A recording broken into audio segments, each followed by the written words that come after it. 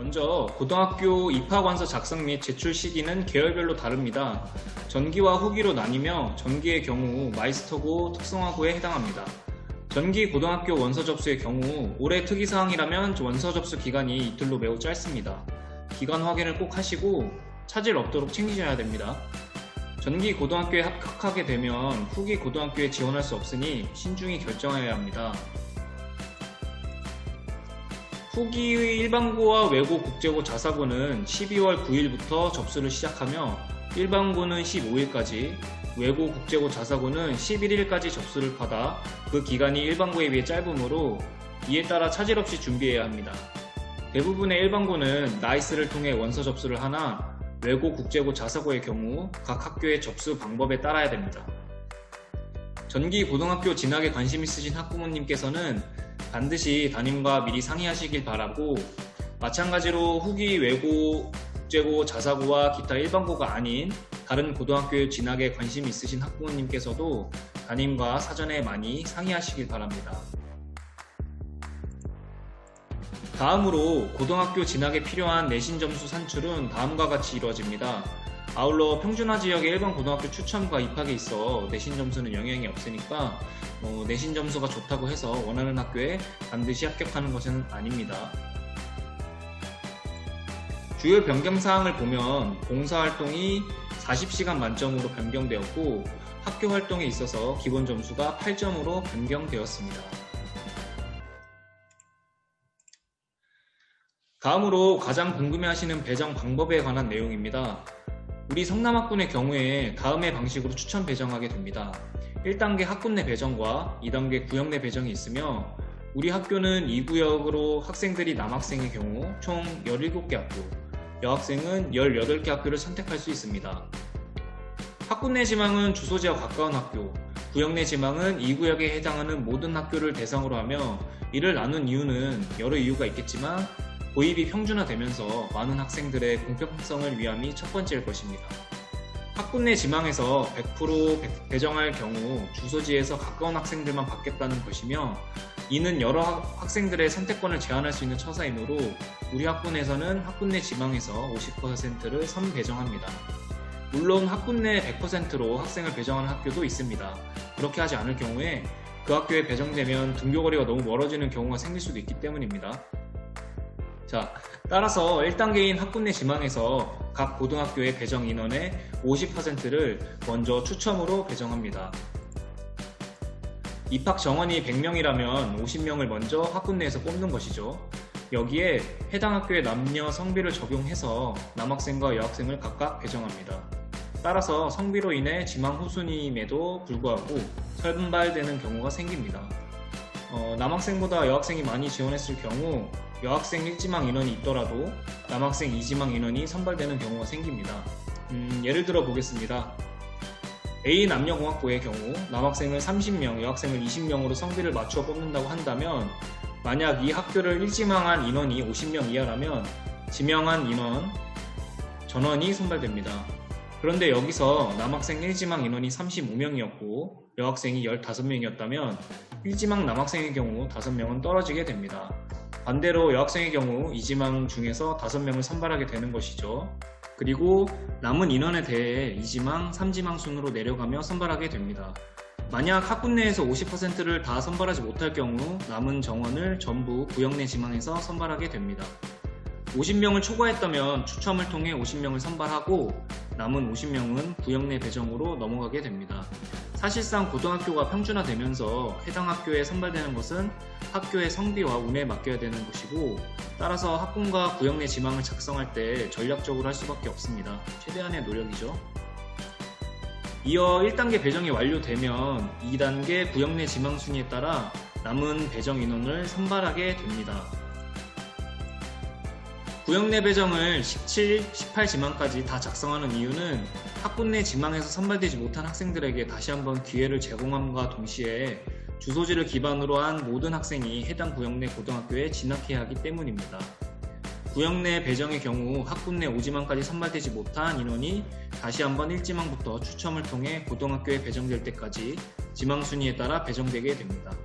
결론적으로 우리 학생들은 학군 내와 구역 내 총 2번의 기회가 있는 것이고, 이를 전략적으로 활용해야 최대한 원하는 학교에 진학할 수 있겠습니다.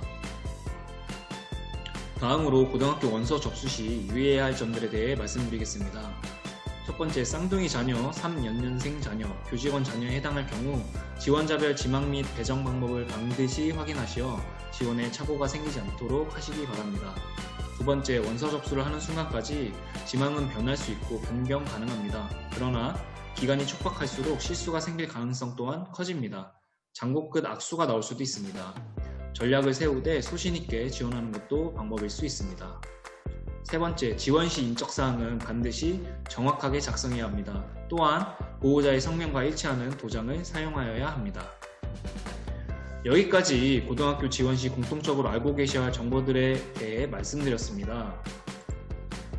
이것보다 사실 상담하면서 나누고 싶은 얘기는 선택과 관련된 내용일 텐데요.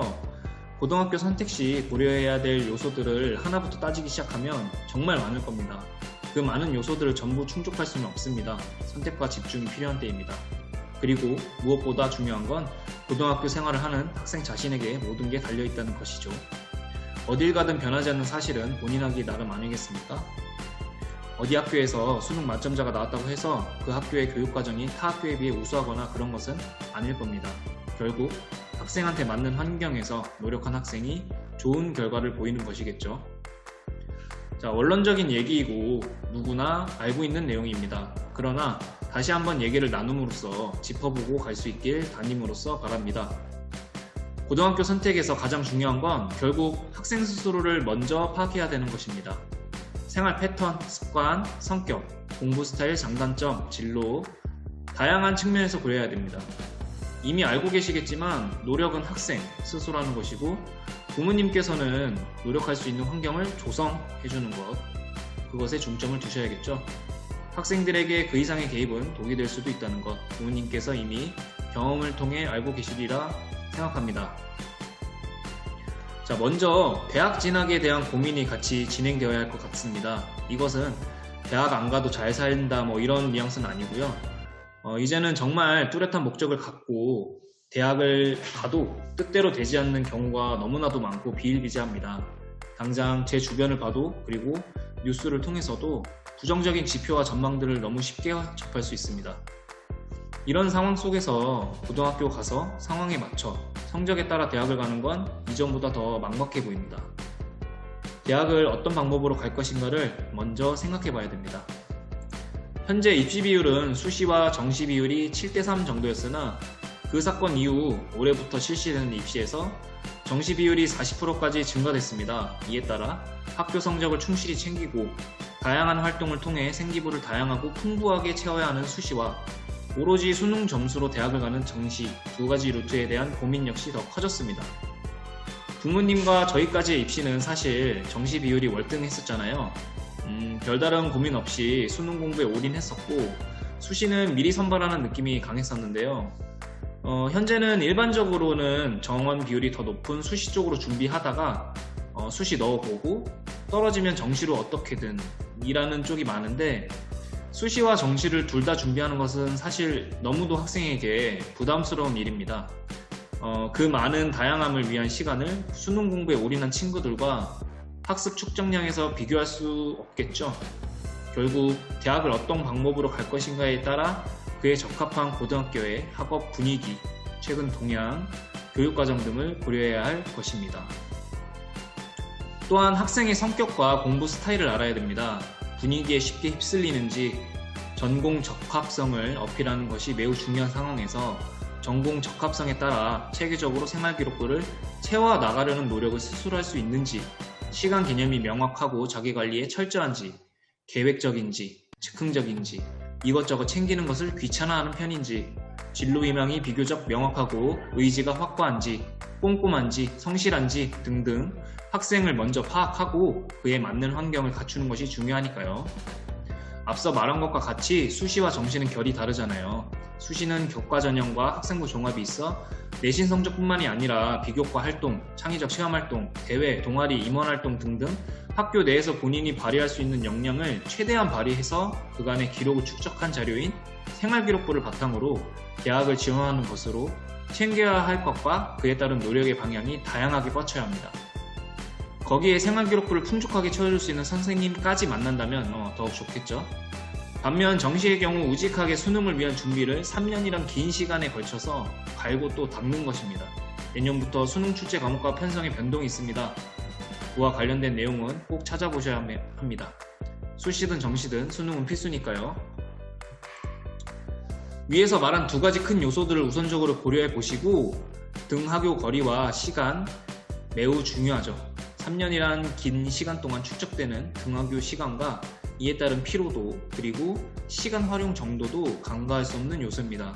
그리고 지원하고자 하는 고등학교의 교육과정과 운영하고 있는 주문형 강좌, 교육과정 클러스터 등이 학생의 전공 적합성에 부합하는 프로그램이 많은 쪽이 수시를 준비하는 데 도움이 될 것입니다.